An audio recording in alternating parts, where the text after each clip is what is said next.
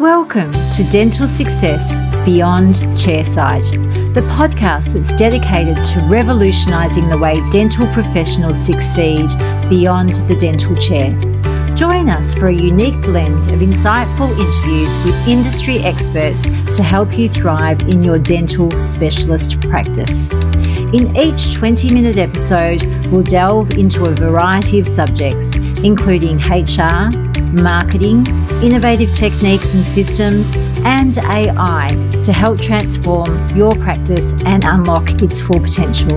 Whether you're a dentist or specialist looking to enhance your practice, this podcast is your go-to resource for professional, personal, and profitable success.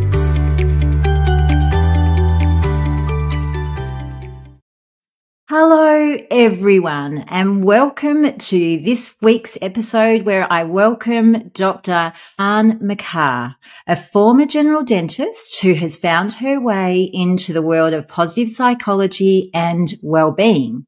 Anh and I connected through LinkedIn earlier this year. She advised me that she'd left clinical dentistry a few years ago and she'd come to realise that her passion lies more with the non-clinical aspects of dentistry, and ideally she would like to optimise practices to create a healthy dental workplace overall. So I'd like to welcome Anh, and Anh, if you can just tell me a little bit about your story and what happened, how you're no longer a dentist and what you're doing now. Oh, thank you so much for having me, Michelle. It's an absolute honour and I'm really excited to be here. Feeling lots of different things, but they're all good. So I'm just really excited to be here and to be able to share my story with not just yourself, but with the dental world and whoever else is interested. So thank you for the introduction. As mentioned, I graduated from Sydney University back in 2013. I practiced as a dentist for around 6.5 years and genuinely thoroughly enjoyed my time as a dentist during that time. I would say towards the last few years, I started feeling worried and stressed and probably didn't even realize that I was starting to burn out. And then that's when around 2019, 2020, so right before COVID, that's the time when, it wasn't a decision that I made lightly. I think I was in denial for quite some time actually. But eventually around 2020, before COVID, I thought, you know what, this isn't feeling right. I'm not feeling the way that I usually feel about it. And I started not feeling myself and thinking that this wasn't what I could see myself doing for a long time. So I made the hard decision to take a step back and take some time off.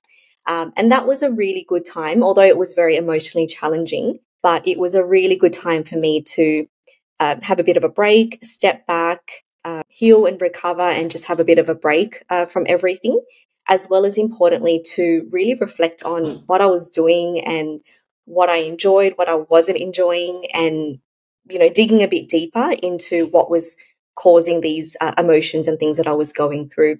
And the longer I stayed out of dentistry and I sort of gave myself that freedom to try different things, explore different courses, get out of the dental world a bit. And that was really good. It was really good for me just to explore a whole bunch of different things. And over the years, I found myself, trying a whole bunch of different things, which sort of led me down the personal development pathway, then psychology, then positive psychology, coaching as well, and then also workplace wellness. So it's been quite the journey, and I feel like the dots are all starting to connect because I've given myself enough time to freely explore things, and I can start to really see how all of those pieces come together and where all of my interests lie. So it's been nice to really be able to see how all of those areas of interest come together. And perhaps that's my purpose or my path is to take my experience from before, combine it with the new things that I'm learning, and then hopefully contribute, to the workplace and to the world in a way that's more aligned to me. And I think when you're really aligned with what you do, everything's a lot more effortless. And that's what I'm excited about in terms of moving forward. Yes, it's very interesting because obviously, I don't know if a lot of people know my story, but my husband is a former dentist like yourself. And we had our practices, and he had a breakdown in 2012. And it was due to a lot of these things, but there was sort of nobody to help, you know. Everybody comes in and tells you, oh, nothing against you, but I hate dentists. And he didn't like to charge and he didn't like to hurt people. So he had all of these things coming into him that contributed to it, obviously, as well as, you know, some mental health things. And that they would be contributing factors. And I feel like people like you that have taken that step back are just amazing. And as you said, it was a huge decision for him. He got told in 2015 that he wouldn't be able to practice dentistry again. And we sold our practices at that time. But knowing people like you that are now in the industry that are identifying things. So how do you feel like with what you're doing with this positive wellness and things that you can actually help people in the dentistry, in their dental practices? Yeah, it's been an amazing journey and very, very expansive mentally to be able to stretch my brain in a different way and even to, I guess, come into this world. It's only something that I've started studying maybe 1 or 2 years ago. So before that, I wasn't even aware that there was an area of study called positive psychology, which is the scientific study of basically everything that can go right with a human. So it's quite opposite to the deficit model, which a lot of health, the health sector tends to revolve around. So I just thought that was amazing that this area of study is actually looking at all of the things that can go well with a human and not just an individual, but a team as well. And then by focusing on the resources that are already there and then amplifying them, like really working in very strategic ways to amplify those, you're able to get, better well-being, better performance, better teamwork, more positive emotions. So to be honest, it gives me a lot of hope because I wish that I came across some of this stuff a bit earlier, even just being able to identify and be aware that some things were going on. For example, emotions. I used to live in my head quite a lot, but now, even though I can intellectually identify what's going on, I'm also able to, be in my body with the emotions as well and actually let them through. So learning about a whole bunch of different things, it does provide me with a lot of hope because I know that when I speak to other people in the industry, I'm really not the only one feeling this way. Like, it's quite common. And, you read about the research and the mental health statistics and things like that. And it's quite worrying. I don't think we should be ignoring it or just sort of accepting that this is how it is.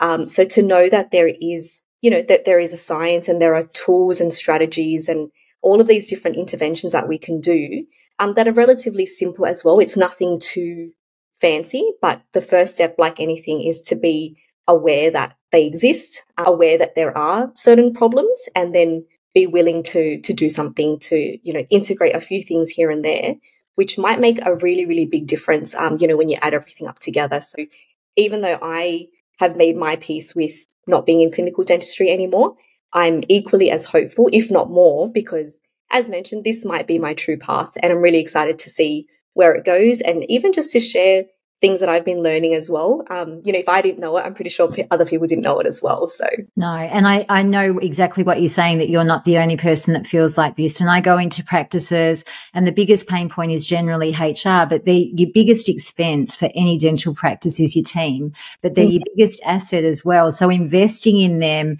to have a really positive culture, it gives a positive vibe. The patients are really happy. Everybody knows that sort of thing. And now around HR, staff wellbeing and team wellbeing is a really big thing to be able to, that you need to invest in.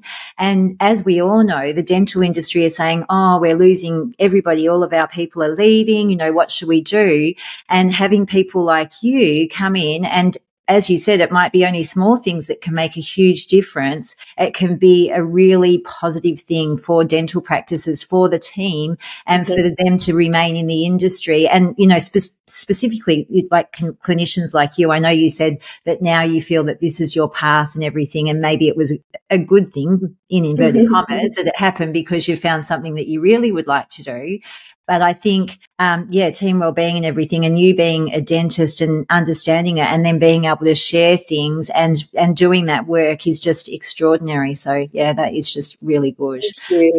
So with regard to your coaching and everything, how does that actually work? Yep. So at the moment, I'm still, I guess I'm still in the middle of quite a lot of study. So studying coaching, studying workshop facilitation, focusing on strengths as well. So it is quite a broad area, but my focus for the near future would be around training and coaching, and that could be via one-on-one, so focusing on the individual, which I think is obviously very important. But I also think that the team or the system, that element is very important too, because we all know that the environment is really important.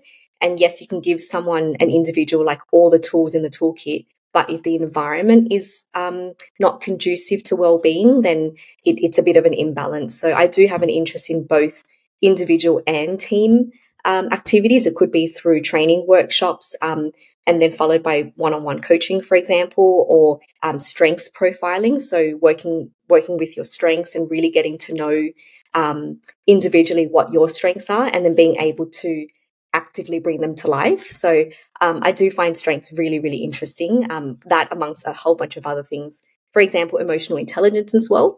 So that would be fantastic to at least introduce the dental team to various concepts like that, because I do find that there are so many courses around technical skills and I guess more of the dental side, which is fine.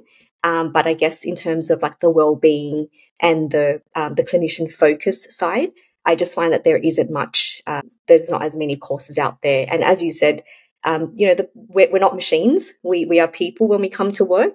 And I think the sooner we appreciate that we are ultimately people and we start to work with human behavior and psychology, then we're going to go with the flow as opposed to against it. And we invest so much into our technology, our chairs, our courses, our skills.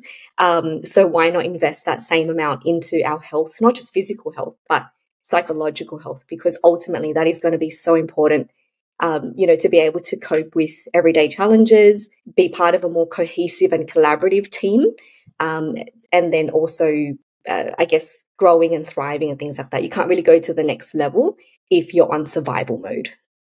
And that's is that where you were in survival mode? Is that it? Because I know that when we spoke, you said perhaps if I had someone to help me, I would have got through.